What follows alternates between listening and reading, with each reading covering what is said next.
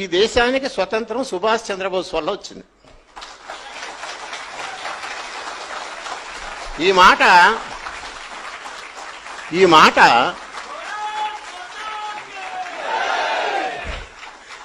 మాట నేనంటే నువ్వు వినవు.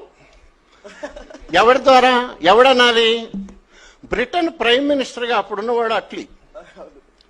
వాడే మనకు స్వతంత్రం ఇచ్చినవాడు. అంటే అక్కడి నుంచి వెళ్ళిపోయిన వాడు వాడు కదా. మరి నువ్వు ఎందుకు ఇచ్చావు, అసలు ఏమైంది కదా అని ఆయన 4 ఏళ్ల తర్వాత 1955లో అనుకుంటా ఆయన కలకత్తా వచ్చినప్పుడు గవర్నర్గా ఉన్న ఫణిభూషణ్ చక్రవర్తిని ఆయన ఉన్నాడు. ఆయన అప్పట్లో కలకత్తా హైకోర్టుకి చీఫ్ జస్టిస్. ఈయన పోయి అడిగాడు, అయ్యా మీరు స్వతంత్రం ఎందుకు ఇచ్చారు, ఎందుకు వెళ్ళారని. అంటే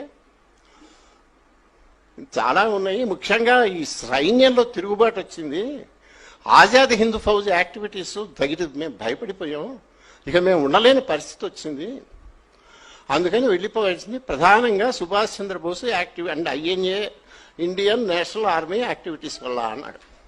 ఓకే.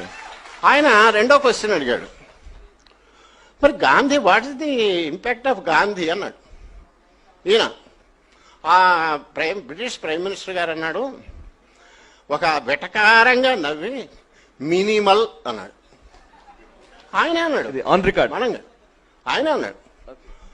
అంబేద్కర్ ఇదే మాట అన్నాడు, సుభాష్ చంద్రబోస్ ఇది రెస్పాన్సిబుల్ ఇది అని బిఆర్ అంబేద్కర్ స్పష్టంగా స్టేట్మెంట్ ఇచ్చాడు. అప్పుడే గాంధీ గారి టైంలోనే ఎవ్వరికి భ్రమలేం లేవు.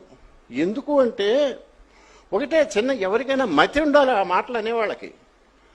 ఈ కాంగ్రెస్ వాళ్ళు చేసినటువంటి పనికిమాలిన ఉద్యమాలు ఉన్నాయే, అందులో లాస్ట్ ఉద్యమం అనేది షాడో ఏదో పిచ్చి పిచ్చి వాళ్ళను మ్యాచ్ ఫిక్సింగ్ చేసుకొని బ్రిటిష్ వాళ్ళతో వీళ్ళు ఆడిన నాటకాల పేర్లు వీళ్ళు ఉద్యమాలు అన్నారు. అందులో లాస్ట్ ఉద్యమం పేరు క్విట్ ఇండియా. ఆ క్విట్ ఇండియా 1942లో మొదలైంది, 1943 కల్లా అయిపోయింది, మొత్తం చల్లారిపోయింది. గాంధీ, నెహ్రూ, ఇక్కడున్న ఈ అమ్మాంబాబు రాజకీయాలు అందరూ జైల్లో పడ్డారు. 4 ఏళ్ల పాటు 1942 తర్వాత ఉద్యమం అనేది లేదు. ఆ తర్వాత నడిచిందంతా జిన్నా రాజకీయం నడిచింది, పాకిస్తాన్ రాజకీయం నడిచింది, మత ఘర్షణలు ఇవి మొదలైనవి. పాకిస్తాన్ ఈ గోళ, జాతీయ ఉద్యమం అనేది ఎక్కడా లేదు.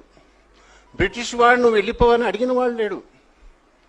అన్నీ లేచి శబ్దంగా ఉన్నప్పుడు వాడు పరిగెత్తుకుని, మామూలు పరిగెత్తటం కాదు, ఎవడు ఎంటపడ్డట్టు పారిపోయాడు బ్రిటిష్ వాడు. ఓకే. ఎట్ట పారిపోయాడంటే వాడిని పారిపోయేట్టు చేసిన వాడు సుభాష్ చంద్రబోస్.